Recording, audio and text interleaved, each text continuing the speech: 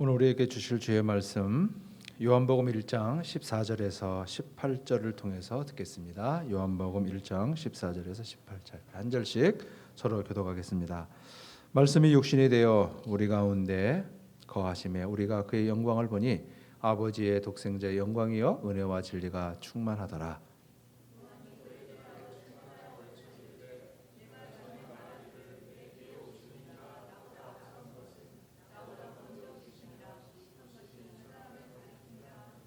우리가 다 그의 충만한 데서 받으니 은혜 위에 은혜로라.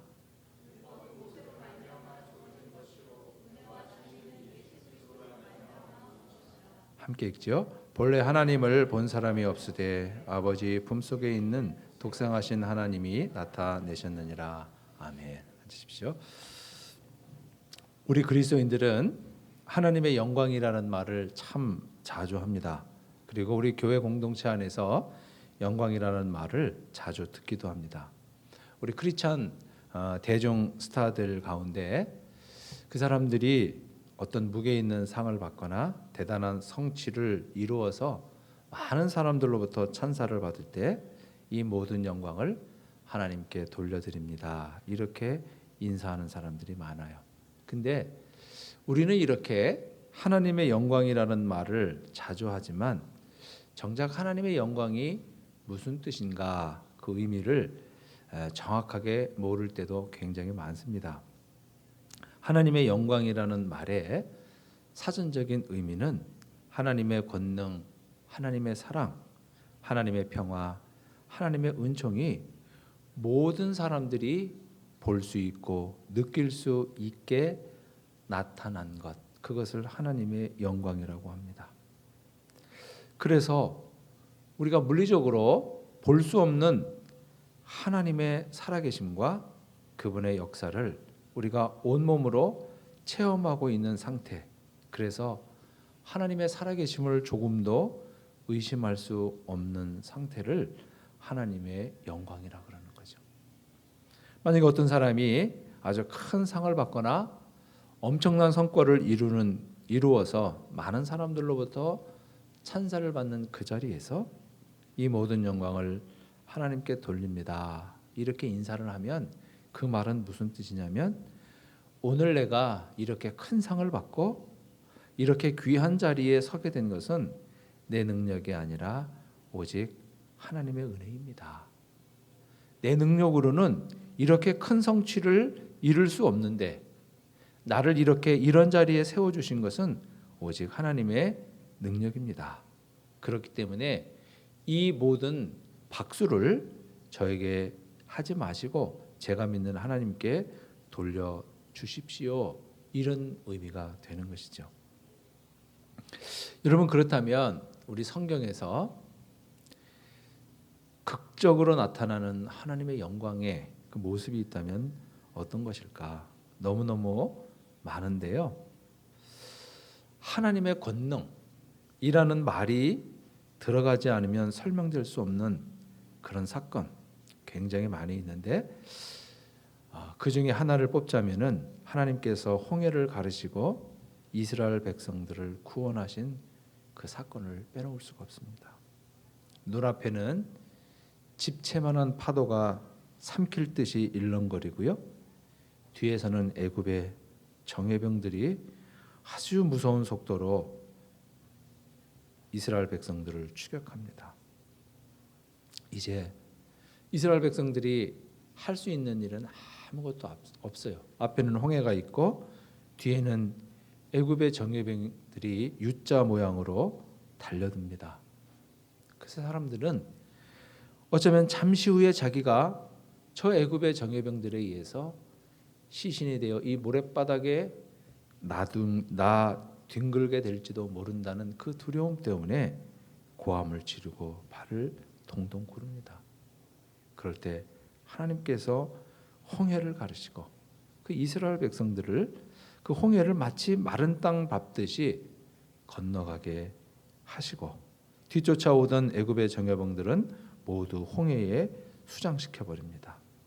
마침내 이스라엘 백성들은 홍해를 건넜고 애굽의 정예병들은 더 이상 눈에 보이지 않습니다. 이 엄청난 일을 직접 몸으로 체험하고 보면서 이스라엘 백성들은 보면서도 믿기지 않는 거예요. 왜냐하면 그들은 홍해가 갈라질 것이라고 하는 것은 상상도 해본 적이 없습니다. 홍해는 언제나 물로 가득했고 단 한 번도 갈라져 본 적이 없고, 그래서 그것이 현실이 될 것이라고 하는 것은 상상도 하지 못했던 거예요. 홍해가 갈라질 수 있다는 생각을 했다면 그들은 추격해오는 애굽의 정예병들을 보면서 그렇게 두려워하지 않았을 것입니다. 홍해가 갈라진다는 것을 상상하지 못했기 때문에 두려워했고 비명을 질렀는데 눈앞에서 홍해가 갈라집니다. 그 일은 사람이 할 수 있는 일이 아니에요. 하나님의 권능이 아니면 설명할 수 없는 거죠. 그 모습에서 이스라엘 백성들은 하나님의 영광을 봅니다. 하나님의 크고 능하신 손길을 보는 거예요. 이렇게 하나님의 영광이라고 하는 한 가지 면은 하나님의 엄청난 능력, 사람으로서는 상상할 수 없는 그 큰 하나님의 권능과 능력 속에 하나님의 영광이 있다는 것. 이것이 하나님의 영광의 한 가지 모습이고, 또 다른 반대의 모습도 있습니다. 그 반대의 모습은 반대의 모습은 십자가입니다. 하나님의 아들 예수가 스스로 죄인이 아닌 죄인이 되어서 십자가에 처형되는 그 사건에 하나님의 크신 영광이 있습니다. 왜냐하면 예수의 십자가 사건은 인간을 향한 가장 지극한 사랑, 그 표현이기 때문에 그렇다는 거예요. 하나님께서 인간을 지극히 사랑하시고 인간에게 베푸시는 은혜의 최고봉이기 때문에 십자가 사건 속에서 사람들은 하나님의 크고 위대하신 능력을, 그리고 하나님의 영광을 보게 되는 것입니다. 이렇게 하나님의 영광에는 두 가지 모습이 있어요.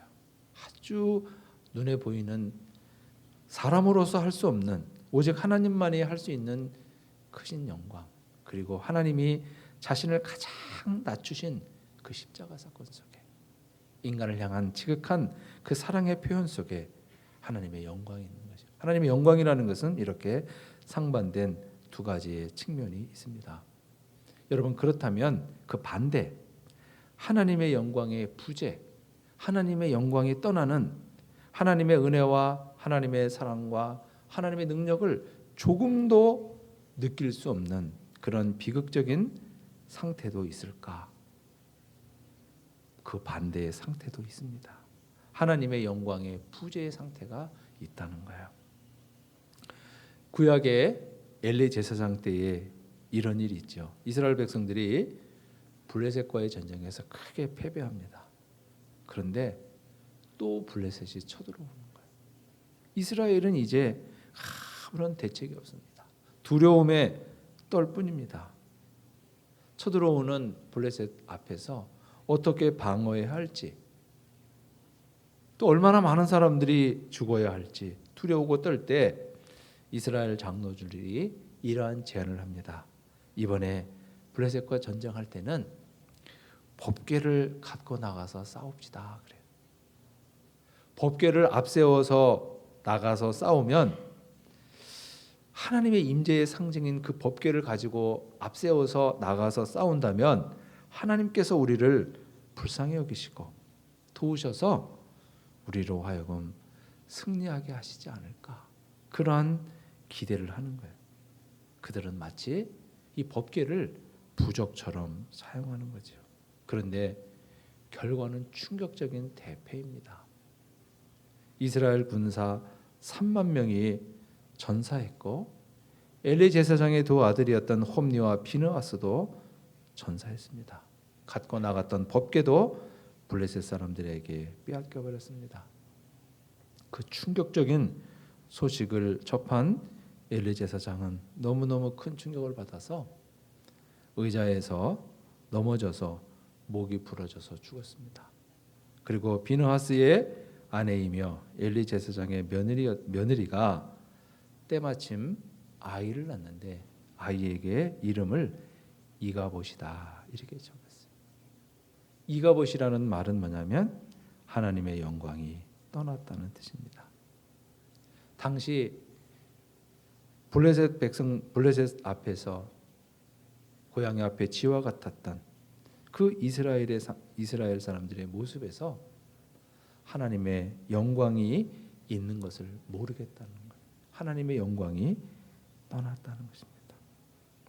하나님의 영광이 떠난 상태는 뭐냐면 인간의 죄성, 죄와 인간의 이기심과 교만, 인간의 탐심이 가장 두드러지게 나타나서 그럴듯한 명분을 동원해서 음모와 술수를 쓰며 강자가 약자를 지배하는 모습, 그리고 약탈하는 모습, 그런 것이 하나님의 영광의 부재인 거죠.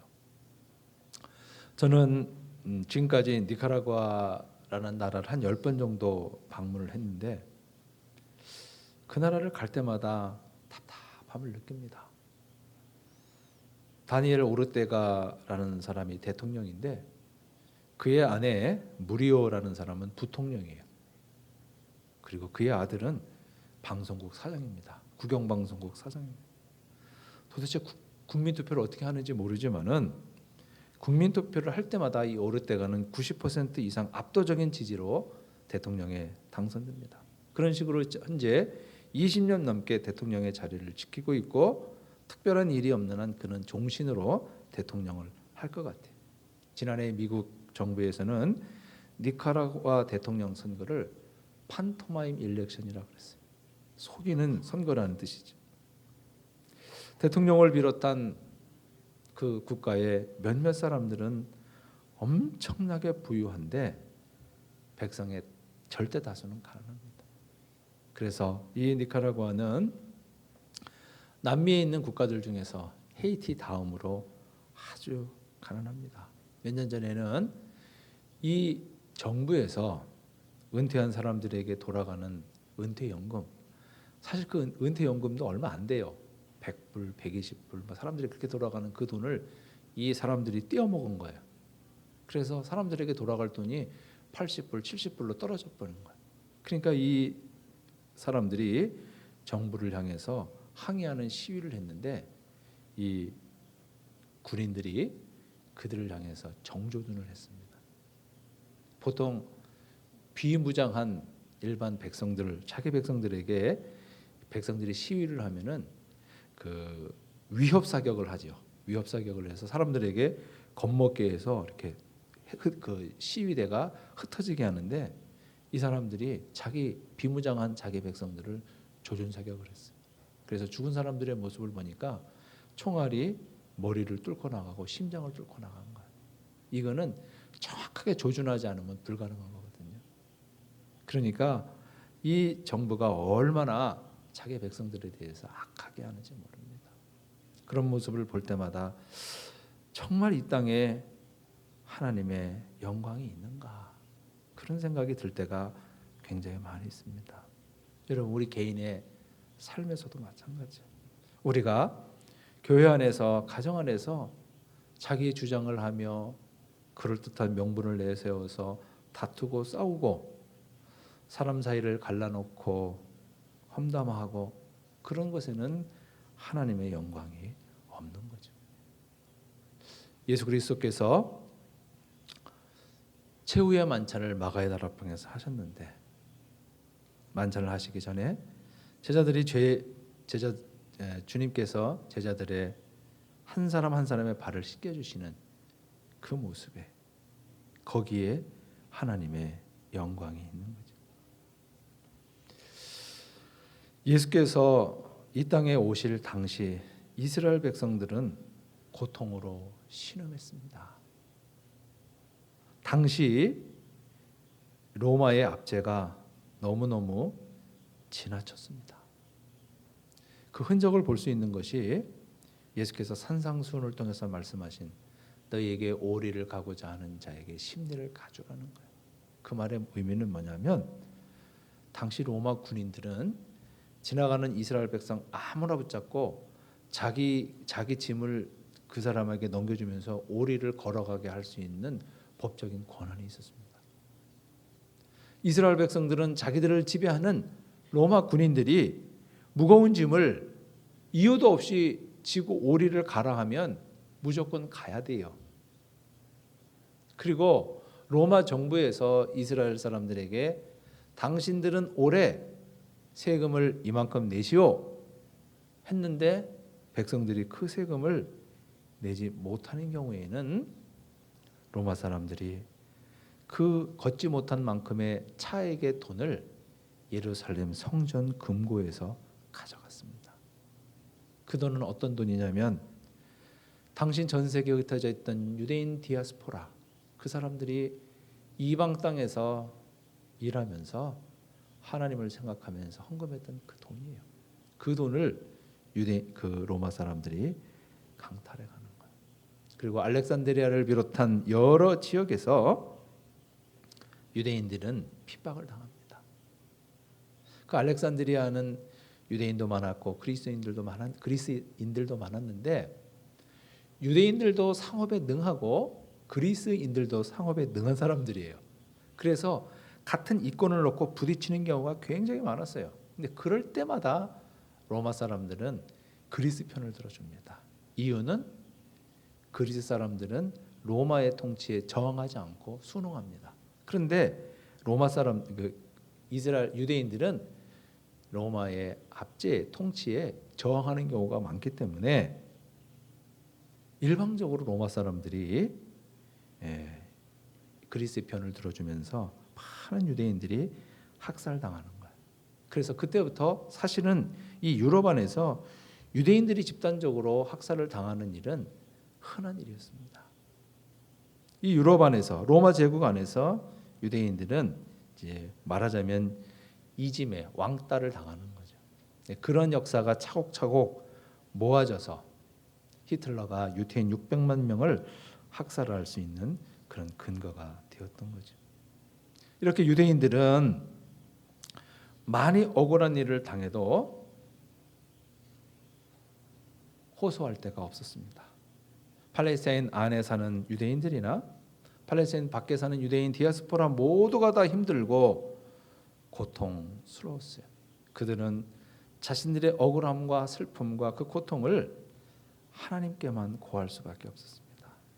그렇게 메시아에 대한 열망이 가장 간절할 때, 메시아에 대한 열망이 크게 달했을 때, 갈라디아서 4장 4절의 표현을 빌린다면 하나님의 때가 참해 그리스도께서 이 땅에 오시게 되었던 것입니다. 예수님께서 이 땅에 오셨을 때 예수 그리스도를 통해서 하나님의 영광을 본 사람은 많지 않았습니다. 왜냐하면 많은 사람들이 하나님의 영광의 한 면만을 생각했기 때문에 그래요. 당시 이스라엘 사람들은 로마의 압제에 신물이 났습니다. 그래서 그들은 어떤 메시아를 기다렸냐면은 막강한 메시아, 저 강력한 로마 제국을 그 압제에서 벗어나게 하고 그 로마를 누르고 이스라엘이 독립할 뿐만 아니라 열방 가운데 높이 들림을 받는 그런 나라를 세워줄 그런 메시아를 기다렸던 거예요. 그런 메시아를 기다리는 사람들에게 가장 가난하고 낮은 아기의 모습으로 오신 예수 그리스도는 성에 차지 않은 거예요. 그렇기 때문에 그 아기 예수를 통해서 사람들은 하나님의 영광을 본 사람이 많지 않았던 것입니다. 서두에서 말씀을 드린 것처럼 하나님의 영광에는 두 가지의 모습이 있는 거죠. 하나님의 아주 강력하신 힘, 아니면 하나님이 당신의 그 모든 힘을 다 빼고 가장 낮은 자리로 임하시는 그 십자가 사건 같이 자신을 낮추시는 그 모습에서 하나님의 영광이 있는데, 당시 이스라엘 백성들은 그 자신을 낮추시고 이 땅에 오신 그 스스로 약해지고 가난해지고 작은 자가 되신 그 예수의 모습에서 하나님의 영광을 보지 못하는 사람들이 많았던 것입니다. 오늘 본문을 기록하고 있는 사도 요한은 아기의 모습에서, 아기로 오신 예수 그리스도의 모습에서 충만한 하나님의 영광이 있다 그래요. 왜냐하면 그 아기로 오신 예수 그리스도의 그 모습이 우리 인간을 향한 가장 지극한 사랑의 표시이기 때문에 그렇습니다. 평화가 없는 당시 세상에 하나님께서는 예수 그리스도를 통해서 평화를 주시기를 원했고, 구원을 갈망하며 절규하는 그 사람들에게 구원을 선물하실 목적으로 예수 그리스도를 이 땅 가운데 보내 주셨던 것입니다. 성육신, 악의 몸을 입고 강생하신 예수 그리스도의 그 성육신은 하나님의 사랑인데, 그 하나님의 사랑이 예수 그리스도의 삶을 통해서 더욱더 구체적으로 드러납니다. 예수님은 이 땅에 오셔서 이 땅을 살아가는 사람들이 겪는 모든 고통과 아픔과 억울함과 그 절망을 온몸으로 견디십니다. 체휼하십니다. 스스로 체험하십니다. 예수님은 베들레헴에서 태어나셨지만 갈릴리 나사렛에서 자라셨어요. 갈릴리는 잘 아시는 것처럼 이스라엘의 최북단입니다. 이 팔레스타인 땅은 유럽과 아프리카를 연결하고 유럽과 아시아를 연결해주는 교충 지역이지요. 그렇기 때문에 전쟁이 끊이지 않는 지역입니다. 그래서 이 갈릴리는 엄청나게 전쟁이 많았습니다. 얼마나 전쟁이 많았는지 이 갈릴리 사람들은 다른 사마리아나 유다나 베레아 사람들과 생김새가 조금 틀렸다 그래요. 왜냐하면 외국 군대가 그 지역을 점령하면서 많이 혼혈을 시킨 거예요. 그래서 생김새도 조금 틀리고 이스라엘에서 가장 가난했기 때문에 당시 이스라엘 사람들은 갈릴리 사람들을 대놓고 무시했어요. 대놓고 무시. 근데 그 갈릴리 중에서도 가장 가난한 지역이 어디냐면 나사렛입니다. 그래서 당시 이스라엘 사람들은 나사렛에서 무슨 선한 것이 나오겠느냐 하는 말이 있을 정도로 나사렛은 가장 가난한 동네였는데 예수께서 그 갈릴리 나사렛에서 자라시고 그곳에서 목수로 사셨습니다.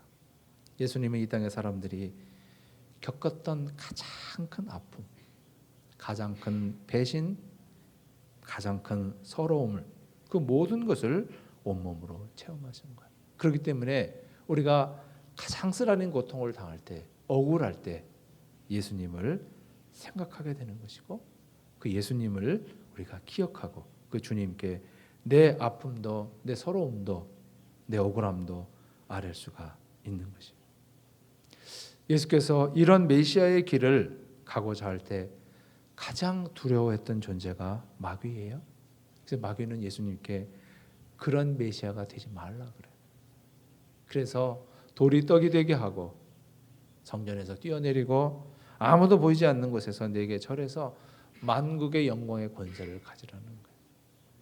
그렇게 낮아지고, 그래서 모든 인간들이 겪는 아픔과 서러움과 고통을 온몸으로 체휼하는 그러한 메시아가 아니라 떵떵거리고 지배하는, 그래서 아무런 고통 없이 인류를 구원하는 그 구원을 이루라는 것인데, 그것은 불가능하기 때문에 하나님 예수께서 하나님의 말씀으로 그들을 물리치셨던 것입니다.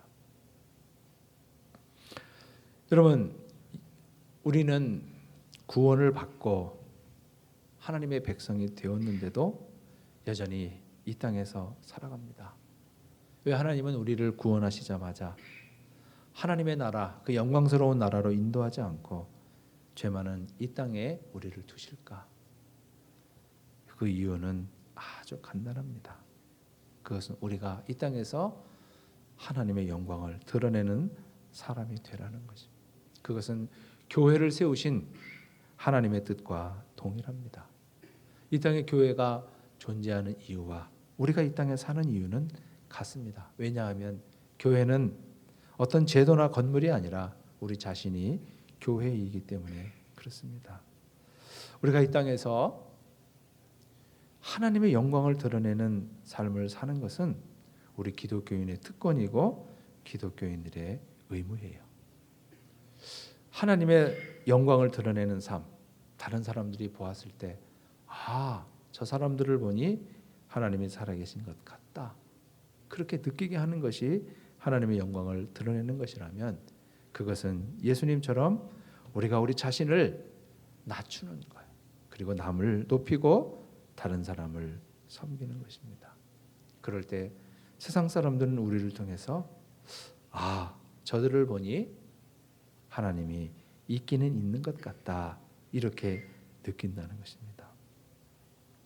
여러분, 우리는 예수 그리스도의 이 땅의 삶과 그의 십자가의 죽으심과 부활에 대해서 잘 알고 있습니다. 그렇기 때문에 우리가 이미 예수 그리스도를 알고 있기 때문에 이 성탄의 계절은 오늘 우리에게 특별할 수밖에 없는 것입니다.